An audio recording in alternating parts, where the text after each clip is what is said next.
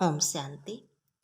6 नवंबर 2023 के बाप दादा के अनमोल मधुर महावाक्यों में बाबा कहते हैं, मीठे बच्चे, देही अभिमानी बनने में ही तुम्हारी सेफ्टी है। तुम श्रीमत पर रूहानी सर्विस में लग जाओ तो देह अभिमान रूपी दुश्मन वार नहीं करेगा। पर संध्या पापा ने विकर्मों का बोझ सिर पर है, उनकी निशानी क्या होगी, उसे हल्का करने की विधि सुनाओ। उत्तर में कहा पापा ने, जब तक विकर्मों का बोझा है तब तक ज्ञान की धारणा नहीं हो सकती।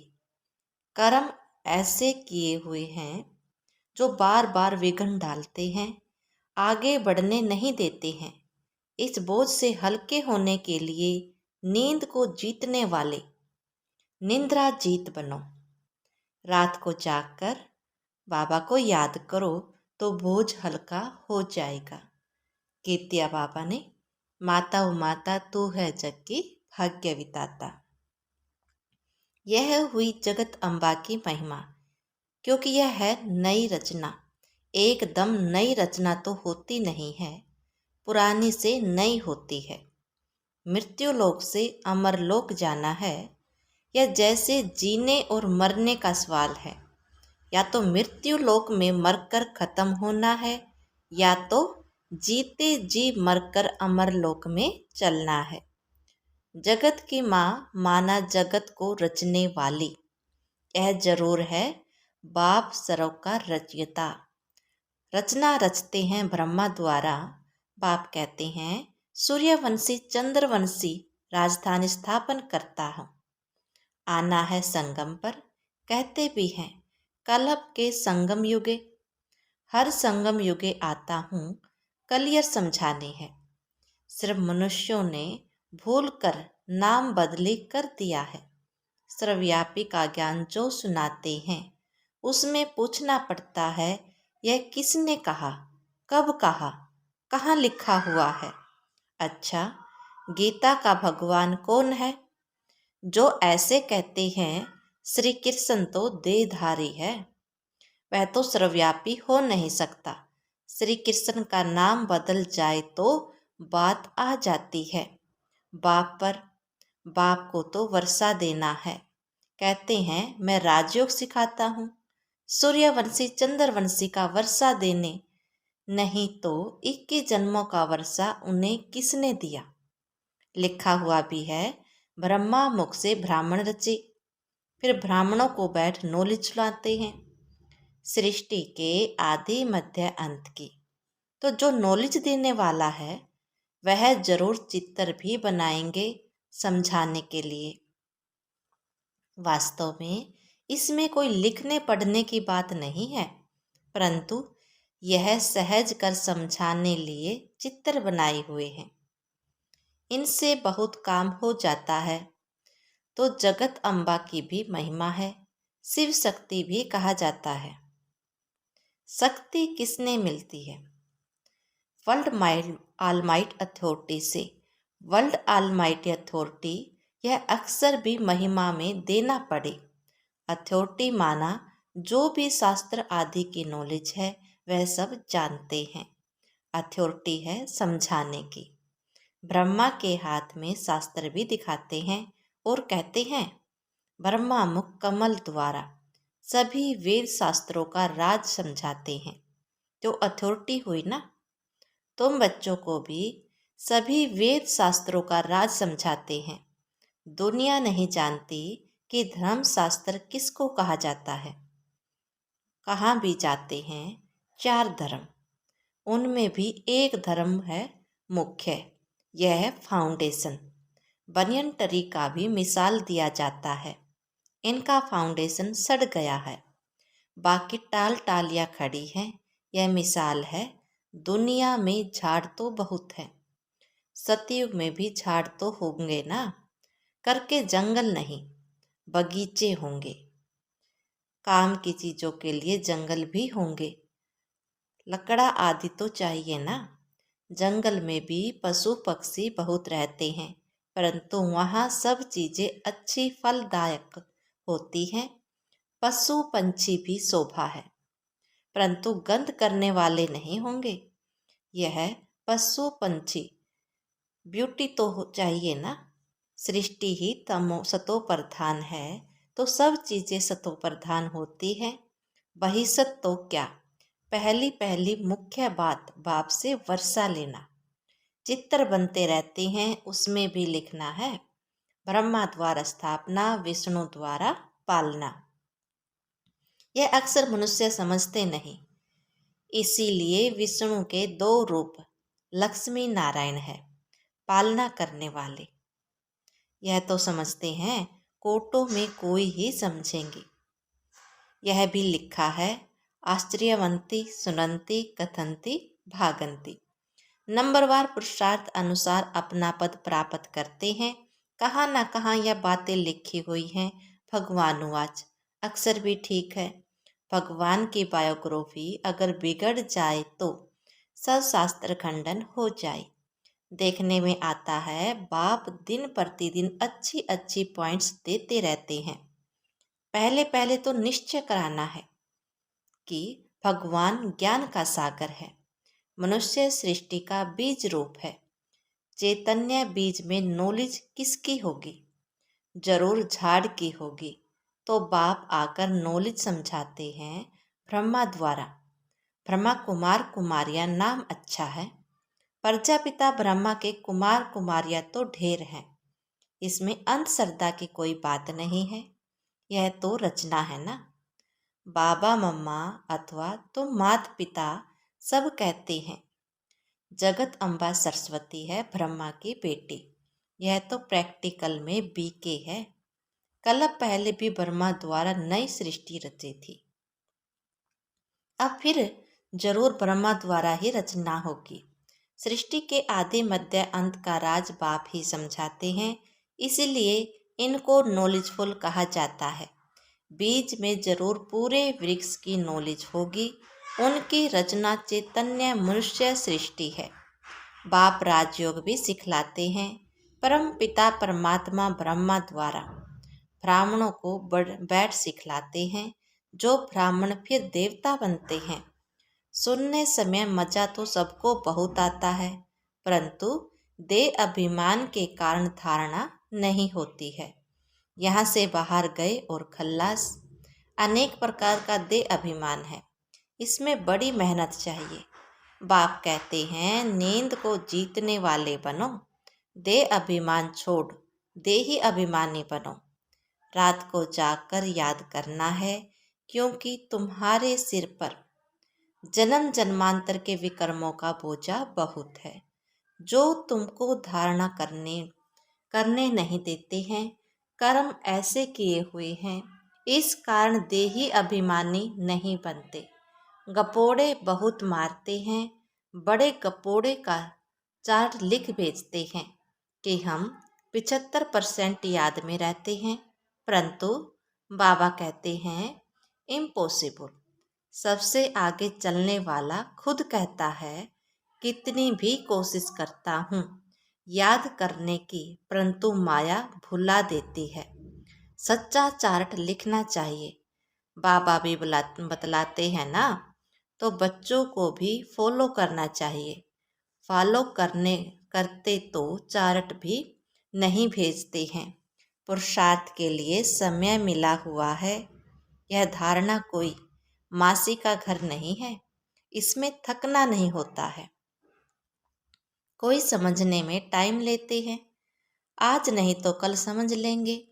बाबा ने कह दिया है कि जो देवी देवता धर्म का होगा और धर्म में कन्वर्ट हो गया होगा, तो वह आ जाएगा।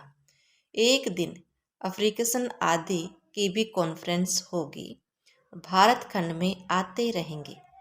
आगे कभी आते नहीं थे, अभी सभी बड़े बड़े आते रहते हैं। जर्मनी का भी प्रिंस आदि, यह सब कभी बाहर निकलते नहीं थे। नेपाल का जो किंग था, उसने कभी रेल देखी नहीं थी। अपनी हद से बाहर कहाँ जाने का हुक्म नहीं था। पोप कभी बाहर नहीं निकला था, अभी आया है। आएंगे सब, क्योंकि यह भारत सभी धर्म वालों का बहुत बड़े से बड़ा तीर्थ है। इसलिए यह एडवर्टाइज जोर से निकलेगी। तुमको सब धर्म वालों को बतलाना है, निमंत्रण देना है। ज्ञान फिर भी वही उठाएंगे जो देवी देवता धर्म वाले कन्वर्ट हो गए हैं। इसमें समझना चाहिए, अगर समझे तो शंख ध्वनि जरूर करे।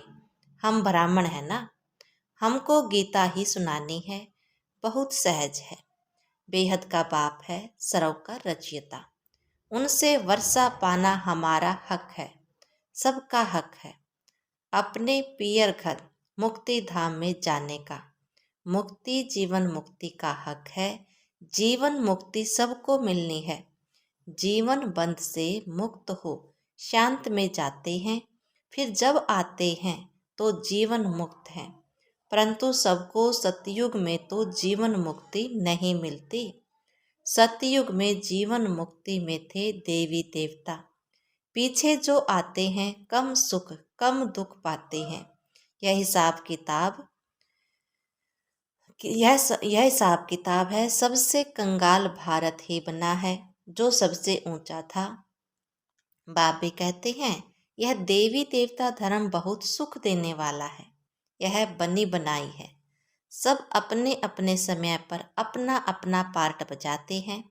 हेवनली गॉड फादर ही हेवन स्थापन करते हैं और कोई कर न सके। क्राइस्ट से 3000 वर्ष पहले बरोबर कहते हैं हेवन था, नई दुनिया थी। क्राइस्ट कोई वहाँ थोड़े ही आएगा, वह अपने समय पर ही आता है। फिर उनको अपना पार्ट रिपीट करना है। यह सब बुद्धि में बैठे तो श्रीमत पर चले। सबकी बुद्धि एक जैसी नहीं है। श्रीमत पर चलने की हिम्मत चाहिए। फिर शिव बाबा आप जो खिलाओगे, जो पहनाओगे, ब्रह्मा और जगत अम्बा द्वारा।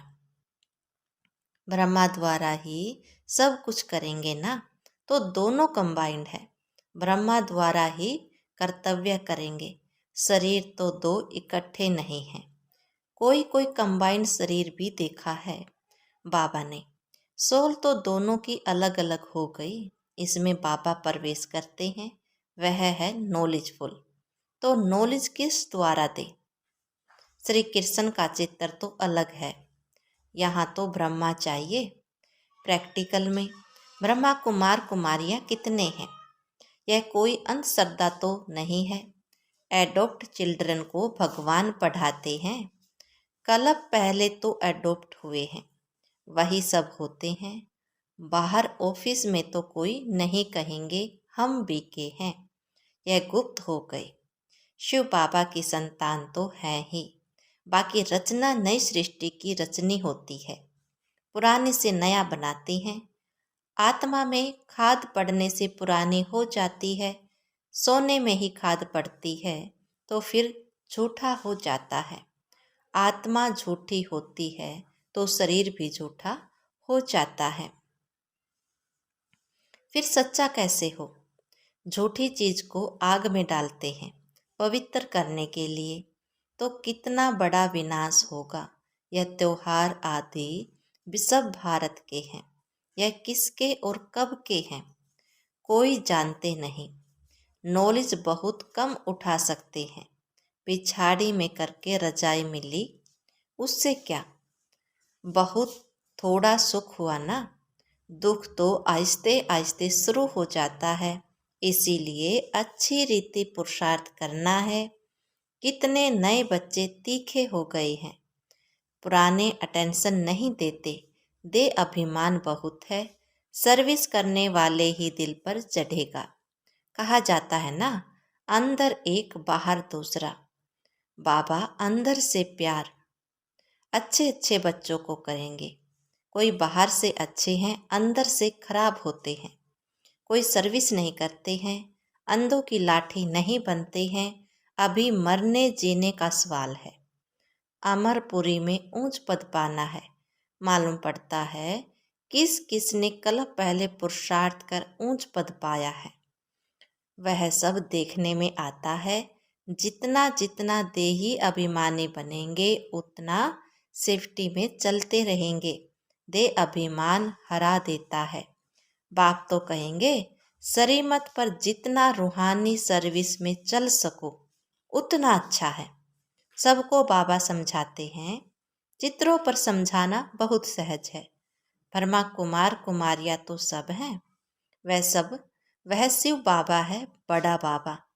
फिर नई सृष्टि रचते हैं, गाते भी हैं, मनुष्य से देवता करत न लागे वार। सिख धर्म वाले भी उस भगवान की महिमा करते हैं। गुरु नानक के अक्षर बहुत अच्छे हैं। जब साहिब को तो सुख मिलेगा, यह है सार। सच्चे साहिब को याद करेंगे तो सुख पाएंगे, अर्थात वर्षा मिलेगा। मानते तो हैं इनको अहंकार। आत्मा को कोई काल नहीं खा सकता है। आत्मा मैली होती है, बाकी विनाश नहीं होती। इसलिए अकाल मूर्त कहते हैं। बाप समझाते हैं मैं अकाल मूर्त हूँ। तो आत्माएं भी अविनाशी हैं। हाँ, बाकी पुनर्जन्म में आती है। हम एक रस हैं, साफ बतलाते हैं मैं ज्ञान का सागर हूँ, रूप बसंत भी हूँ। तो यह बातें समझकर समझानी है। अंधों की लाठी बनना है, जिया दान देना है, फिर कभी अकाल मृत्यु नहीं होगी। तुम काल पर विजय पाते हो। अच्छा, मीठे मीठे सिकलते बच्चों प्रति माता पिता बाप दादा का याद प्यार और गुड मॉर्निंग। रूहानी बाप की रूहानी बच्चों को नमस्ते। धारणा के लिए मुख्य सार में बाबा ने कहा, शरीमत पर रूहानी सर्विस करनी है, अंधों की लाठी बनना है, शंख ध्वनि जरूर करनी है। नंबर 2, देही अभिमानी बनने के लिए याद का चार्ट रखना है। रात को जाकर खास याद करना है, याद में थकना नहीं है। वरदान दिया बाबा ने, सदा अपनी श्रेष्ठ शान में रहे, परेशानियों को मिटाने वाले मास्टर सर्वशक्तिमान भव। सदा यह वरदान स्मृति में रहे कि हम अपनी श्रेष्ठ शान में रहने वाले, औरों की भी परेशानी को मिटाने वाले मास्टर सर्वशक्तिमान हैं, कमजोर नहीं। श्रेष्ठ शान के तख्त नसीन है, जो अकाल तख्त नसीन बाप के लिए दिल तख्त नसीन श्रेष्ठ शान में रहने वाले हैं। वे सौपन में कभी परेशान नहीं हो सकते। कोई कितना भी परेशान करे, लेकिन अपनी श्रेष्ठ शान में ही रहते हैं। स्लोगन दिया बाबा ने, सदा अपने सम्मान में रहो तो सर्व का मान मिलता रहेगा। ओम शांति।